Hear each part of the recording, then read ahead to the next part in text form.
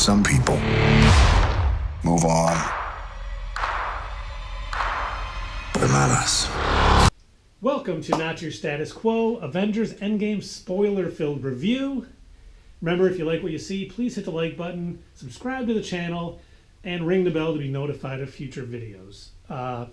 Let's jump right in. Let's jump it. All right. So the movie starts with Hawkeye's family picnic. We see, I think they did a great job of setting up a future villain in the MCU in Hawkeye's son, who was putting ketchup on a hot dog. Obviously a monster. Let me tell you, I like that. It's very much like Return of the King, where they did the Gollum's background story right away. I like how they explain where Barton's been, for the first movie. Yeah. I really have to agree. I thought that was a great scene because we didn't see Hawkeye in the last Avengers movie, so it was nice to be able to be shown where he's been, what he's been up to. You notice that they focus for a minute on the ankle brace just to remind you that he's been on house arrest. I love that they show his connection with his family, so you get to know his wife and his kids a little bit more. So yeah, I thought that was great, and also the emotion that it's set up and put into place for a future scene that we're going to see later on in the movie. I thought that was great. It kind of establishes it, and it gives a little bit more depth to it. Yeah, absolutely.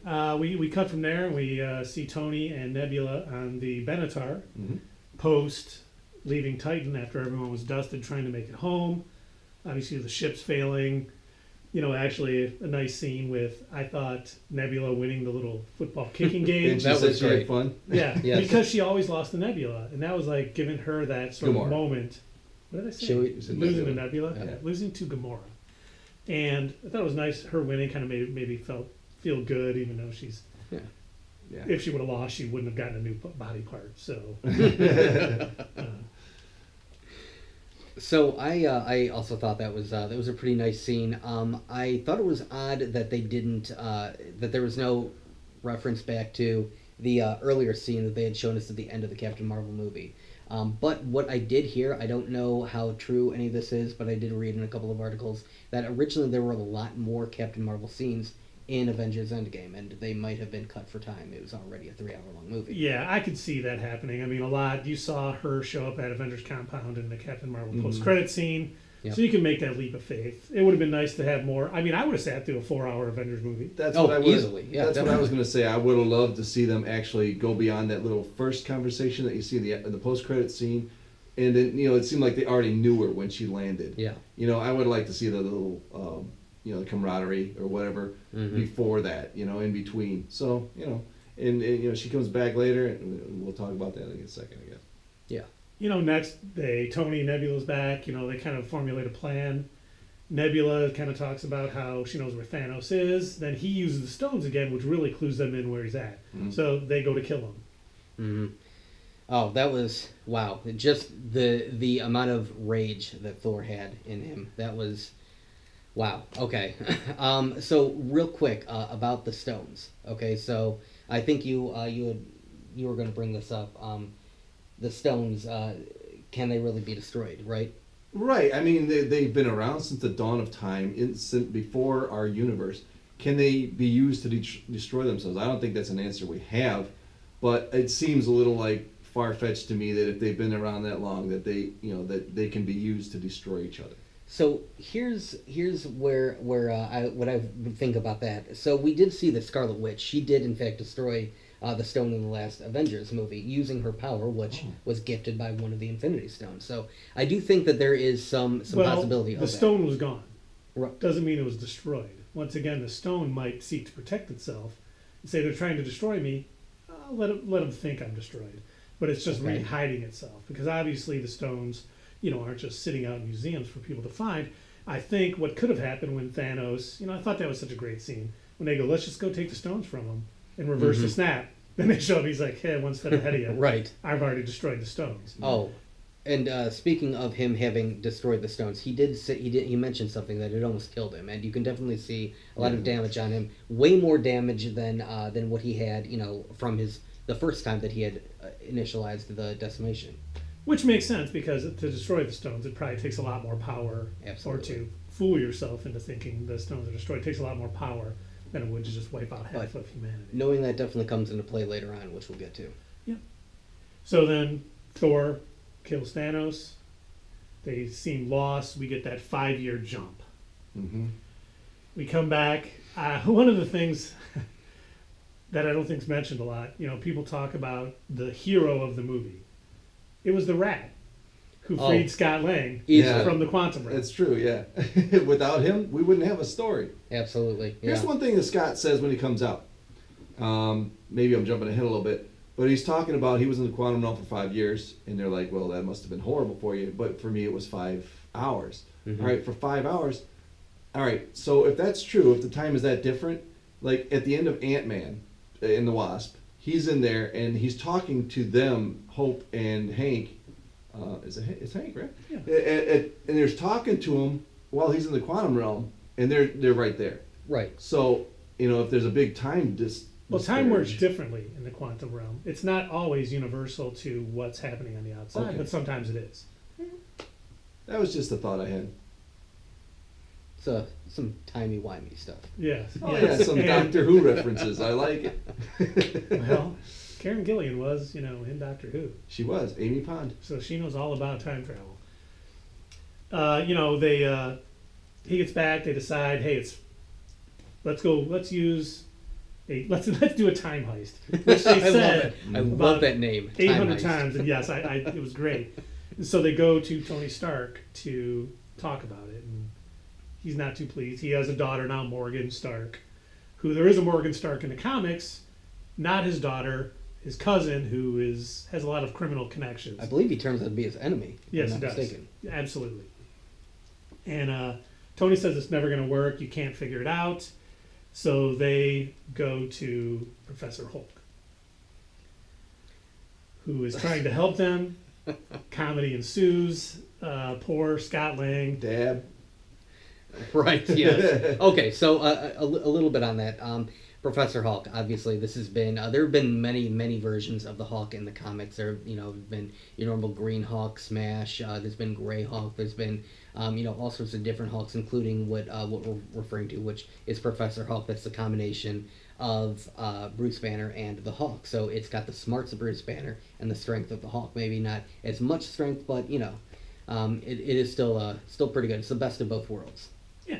And that has been done in the comics quite a bit. Right, Like you said, yeah, Hulk has went absolutely. through a lot of iterations. I liked it. Oh, it was I thought- great. It was one of my favorite parts. He looked so much. It was kind of weird that he looked so much like Mark Ruffalo. Mark yeah. Ruffalo. Yeah. Yeah, he did. More So than that. I've noticed that throughout, the Avengers movies, they've been getting better and better with the CG. So they actually have Mark Ruffalo's facial features in the Hulk. Yeah.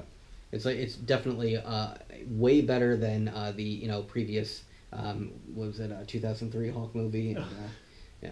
Wait, is that 2003 Ang Lee? 2008. Yeah. Oh, Yeah. okay, I Yeah, see. yeah. I thought you were talking Ed Norton. No. And then Professor Hulk fails. Scott Lang is old, young, peas in a suit. Very funny scene. Yeah, Excellent. But then Tony figures it out. yeah. He actually figures out how to be able to do it. He heads back. They sit around. They figure out, hey, okay, we can hit these 3 times. We got 3 stones in New York during the Battle of New York: power, time, and mind.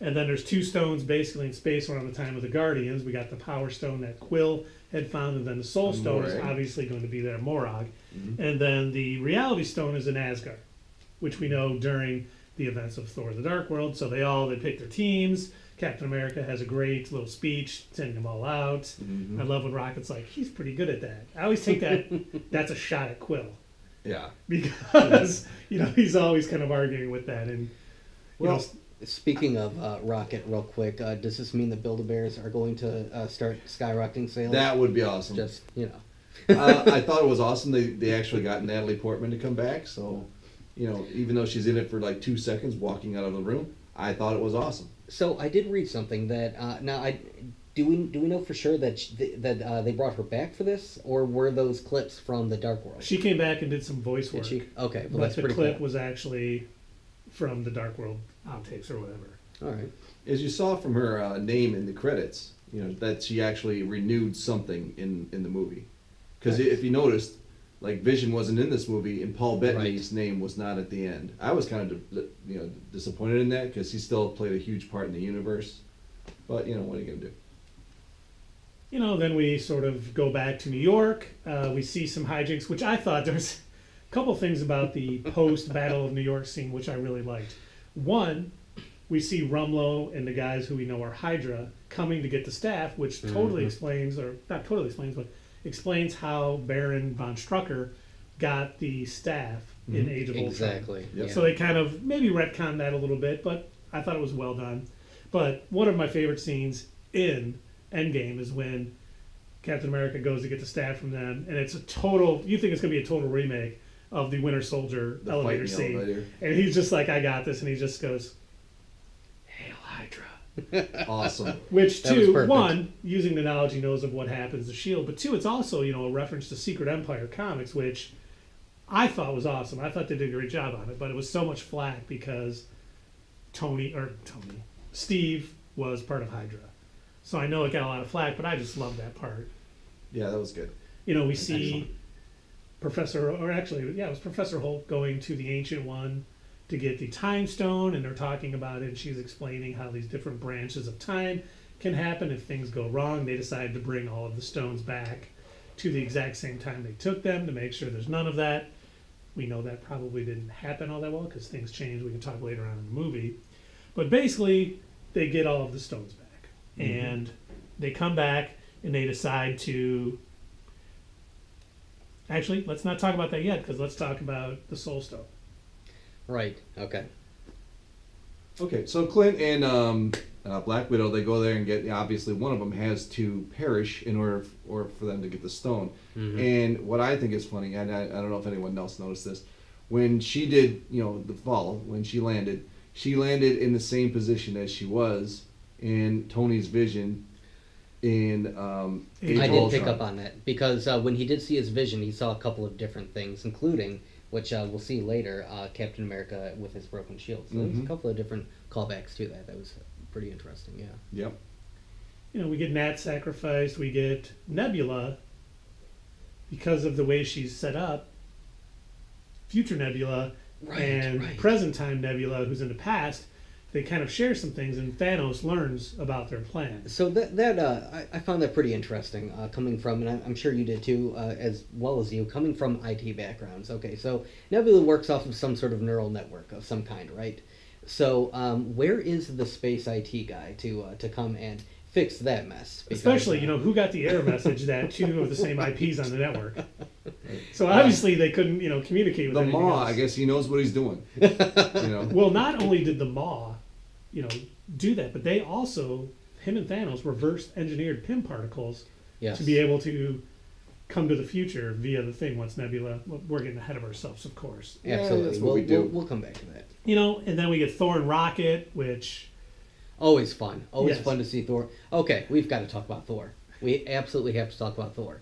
Okay, so before they even head off on the time heist, we get introduced to Thor again. And this iteration of Thor is great. Thank you, Avengers, for giving us Fat Thor. Perfect. Absolutely excellent.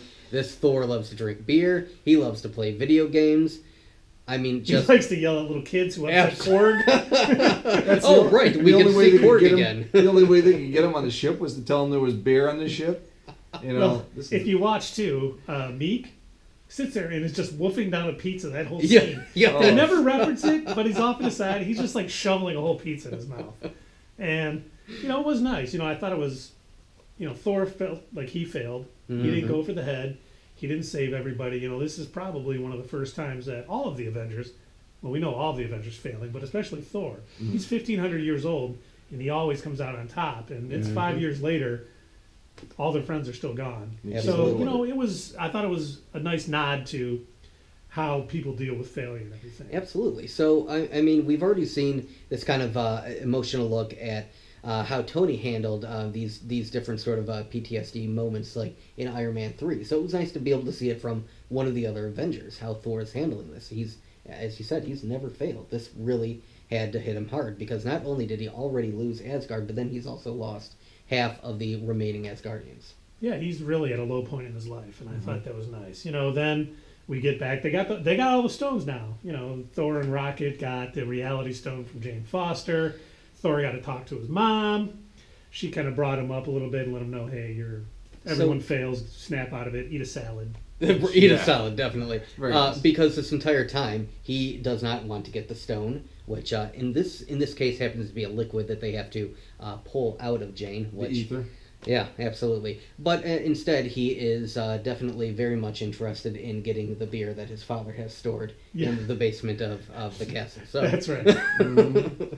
And then, everyone comes back to the 5 years after Infinity War, except it's not future Nebula, it's past Nebula, kind of masquerading as future Nebula. That's kind of confusing. Time travel is always confusing. Yep. And Iron Man and Rocket and Professor Hulk build a new glove.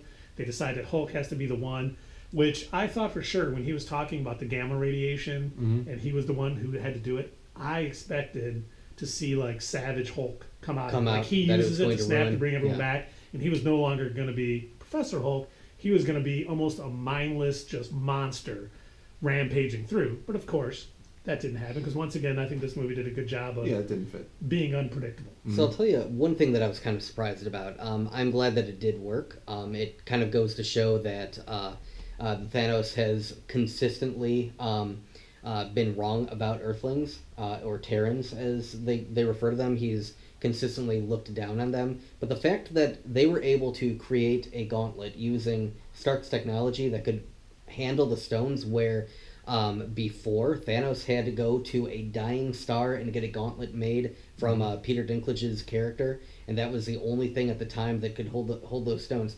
He has seriously, consistently thought so little of these heroes that he didn't know what they were capable of. And that's always been his downfall in the comics. Absolutely. He's always underestimated people, and it came through. They didn't highlight it. They didn't shine a light. So that's a very good observation. He thinks so highly of himself. Oh, absolutely. That he doesn't think any other creature is ever going to be able to rise to that level, and that's certainly what is the downfall for Thanos in this. But past Nebula in the future brings Thanos and his army into the 5 years Along forward. with future Nebula, who's on the ship. Yeah, along with future Nebula, Yes. who's on the ship, and past Gamora, who's on the ship. Mhm. And they basically blow up Avengers compound. We got a great scene, which I love, with the Hulk kind of holding up the rubble to save the people down there, which is, if you remember Secret Wars #4, the comic cover for that is him basically holding up a mountain, saving all the other heroes. I love that they reference that because Secret Wars is one thing that the Russo brothers have said they would love to direct in the MCU. For those of you not familiar with Secret Wars, Beyonder, one of the elders of the universe, brings a bunch of heroes onto a planet, wants all the good guys to fight the bad guys, and greatness ensues. But we're not going to go into that. So, it blows up. We find out, Thor, Cap, and Iron Man go to face Thanos. And this scene was just incredible. Oh, I mean, when it was perfect. just the three of them, but then when Thor gets knocked down and the Mjolnir, I can't even Mjolnir, say yeah. it, Mjolnir flies up, and dude, I get choked up. I've seen it 3 times. I get choked up every time. It's just like, yeah, and Cap's got it. Once again, hinted at in Age of Ultron Yes. when they were having that scene and it moved a little bit. I think Joss Whedon said in that scene he could actually pick it up, but he didn't want to piss Thor off, so he didn't do it. oh, that's I good. just like read that yeah. by Joss Whedon. That's nice. But that's so nice. much in Age of Ultron referenced all of this. Oh, a absolutely. lot of There was a lot. divisions. Cap dancing with Peggy Carter and When the Scarlet Tony Witch says division. the Endgame, that's up there. So it really was. But then we get that fight, and I agree with Dave. Oh. Seeing Cap wielding Mjolnir and his shield and fighting Thanos after he kind of takes out Thor and Iron Man almost. Such a great scene, so long coming, such a fan service, and so well done. So we did see that all of Thanos' army came with him. So it wasn't just him, wasn't just Gamora, it was his entire army, including all of the foot soldiers that we saw in the previous Outriders, Avengers movie. yep. Absolutely. So this is a lot. They don't have the shield that was available to them from Black Panther. So they have to fight all these creatures head on. This is not something that they were initially prepared to do. So they're at first at a disadvantage, but as we see. And when yeah, go ahead. Well, Hawkeye finds the gauntlet that Yes. Hulk used to kind of bring everyone back, but once again, not bring them back 5 years earlier, but bring everyone who was dusted back to the present time, which was one of Tony Stark's caveats to using it because he didn't want to lose what he had. So Hawkeye finds a gauntlet. He's running. He's fighting Outriders. Finally, he gets up. He sees past Nebula, current Nebula and past Gamora. And then in that scene, future Gamora kills past Gamora. Nebula. Yeah, Nebula. God, they're sisters. I just confuse them. They're like twins. But yeah, future Nebula kills past Nebula, which you would think future Nebula would then wink out of existence. Watch our questions video. We've got plenty of questions.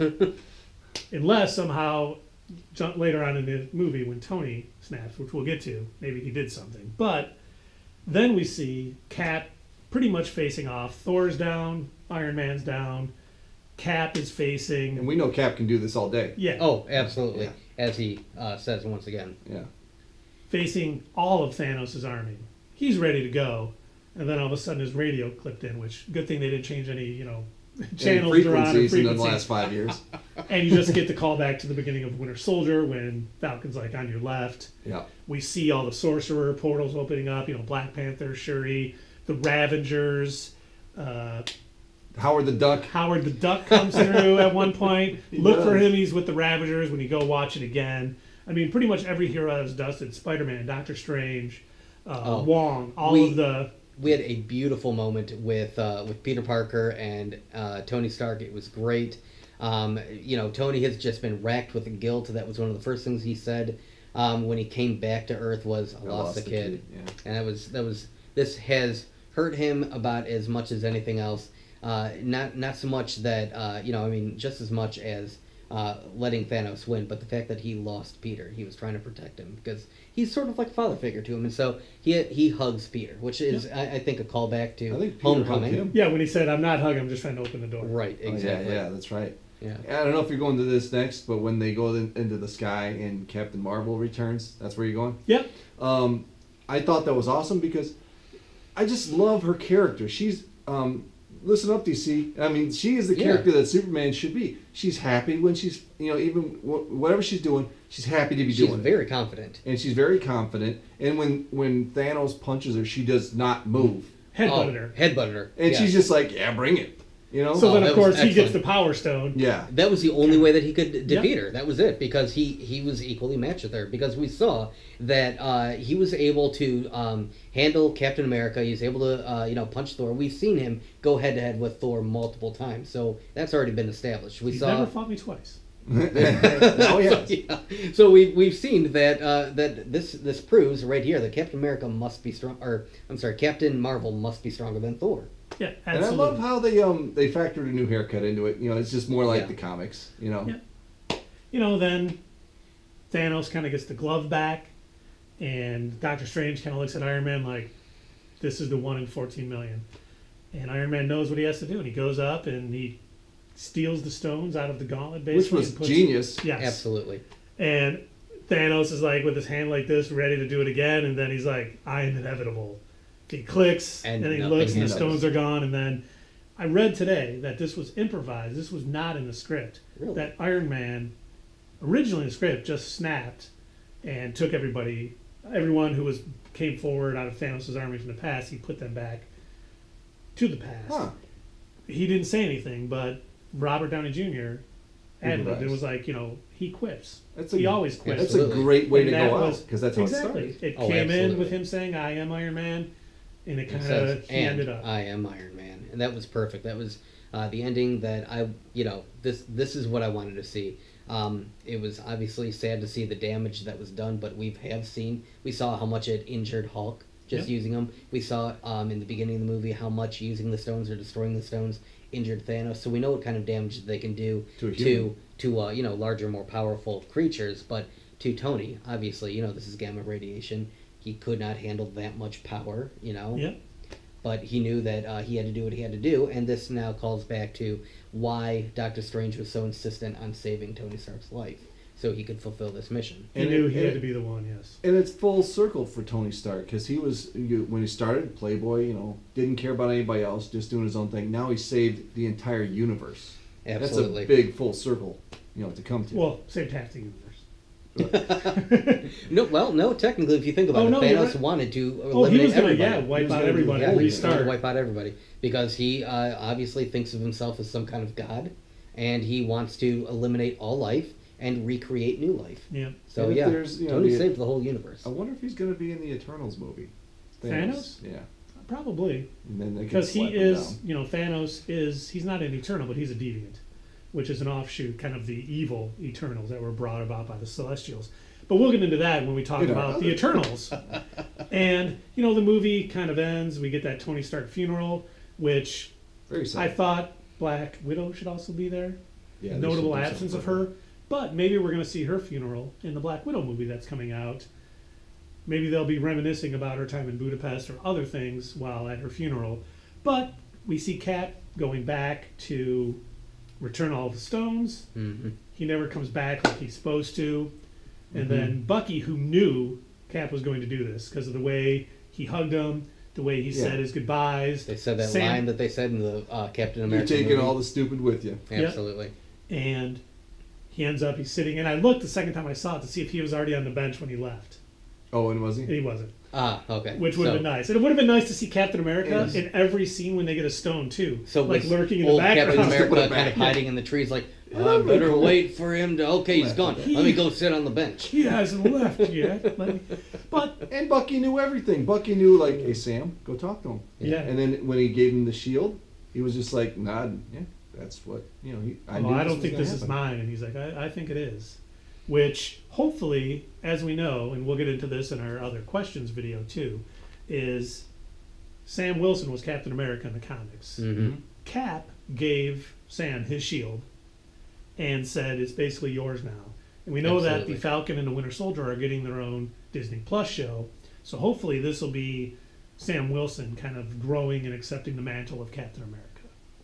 And I think that's actually the best thing for the MCU because they've already established that the Winter Soldier, you know, he definitely has a lot of bad press. So even if he served as a hero and fought for the Avengers, a lot of people, if they were to see him as Captain America, as the new Captain America, I feel like in the MCU, I don't know if that would go over as well. So I think this is the best choice. As you said, in the comics, Sam Wilson was one of the iterations of Captain America.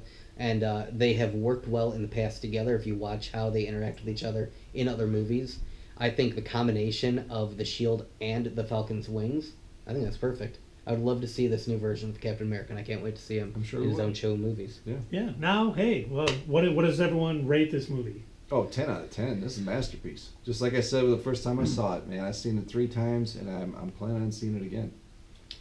So I've already seen it twice. I am going to I'm going to give it an 8.5 out of 10. 8.5. 8.5, yeah. It still left me with a couple of questions, which we'll be talking about in another video. But yeah, I felt that certain things could have been done better. I think that they rushed a few things, and I would have loved to see a little bit more Captain Marvel. I felt that they, you know, kind of abandoned her story arc. I understand that she said that she had other plans to deal with, but she was only there in the beginning of the movie and then at the very end. I really felt that it could have used more of her because they kind of, you know, said multiple times before this movie was released how she was going to be the Avenger that really helped save the day, kind of. And I think too. I think this was more about the original 6 Avengers, and she's definitely going to get her time. We're going to see. There's going to be future Avengers movies. This is not the I think last she thing. signed up for 7. I think that's And- what I read. Yeah.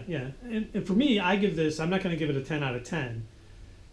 I'm going to give it about a 9.4 because I think everything they did worked extremely well. There was some things that were a little iffy, but even the directors have talked about going back and that's a story. So they may already have things in the works for Loki disappearing with the Space Stone.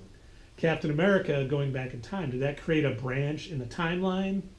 You know, what kind of effect did that have on everything? Where did the shield, if he did make a branch, how did he get back to this time to give Sam the shield? There's a lot that happened that was kind of a plot hole that could be written in later, which, you know, if they go back and fill in all these holes and make it good, it's definitely a 10 out of 10 because this is a serialized storytelling, the entire MCU. It's not just about one movie. Right. And we've seen a lot of people didn't like Age of Ultron when it came out. I personally loved it. Oh, I did too. Absolutely. But it was so important to this movie. A lot of things that was hinted at there came true in this movie. So, you know, the MCU is constantly changing and evolving, and it was going to be extremely tough to pull off this last movie in this Infinity Saga arc. And I think they nailed it. I loved it. It seemed like I was only in the theater an hour and 20 minutes. Yeah, that was one thing that you're going to hear from a lot of different people, including us. This 3 hour movie did not feel like 3 hours at all. This No, it was flowed it was really very well. smooth. It was excellent from start to finish. It had some great story arcs going on in it. It did at times feel like there were a couple of different movie threads going on that they kind of put together into this one movie. But there was a lot of things that they had to take care of. There was a lot of different areas that they had to go to, a lot of different adventures that they had to go on to, finalize everything. And So- every hero got their moment. Oh yes. And it just meshed so well together. And it's definitely, I said it on our initial spoiler-free review. I wish the Russo brothers would direct every MCU movie Oh because yes. the ones they've done are the best by far in the MCU.